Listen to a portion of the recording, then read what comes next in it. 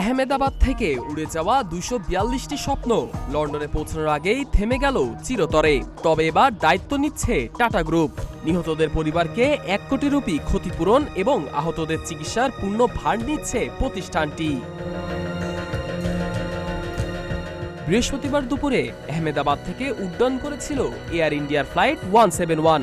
গন্তব্য ছিল লন্ডন। তবে কিছুক্ষণের মধ্যেই বিমানটি বিধ্বস্ত হয় গুজরাটের বিজে মেডিকেল কলেজের ছাত্রাবাসের উপর। দুর্ঘটনায় প্রাণ হারান বহু যাত্রী। ব্রিটিশ ভিত্তিক গণমাধ্যম রয়টার্স জানিয়েছে ২ শতাধিক মরদেহ উদ্ধার হয়েছে, যদিও সরকারিভাবে সংখ্যাটি এখনো নিশ্চিত করা হয়নি। বিমানে ছিলেন ২৩২ জন যাত্রী ও ১০ ক্রু সদস্য। ছাত্রাবাসে অন্তত ৫০ থেকে ৬০ জন শিক্ষার্থী আহত হয়েছেন।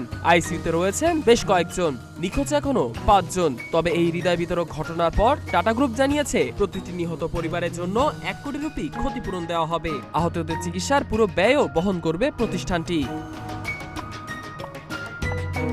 এছাড়া ছাত্রাবাসটি পুরোপুরি ক্ষতিগ্রস্ত হয়েছে, সেটি পুনর্নির্মাণে দায়িত্ব নিয়েছে প্রতিষ্ঠানটি। টাটা সন্সের চেয়ারম্যান বলেন, এইসব ভাষায় প্রকাশ করা নয়, আমরা ক্ষতিগ্রস্ত পরিবারগুলোর পাশে আছি।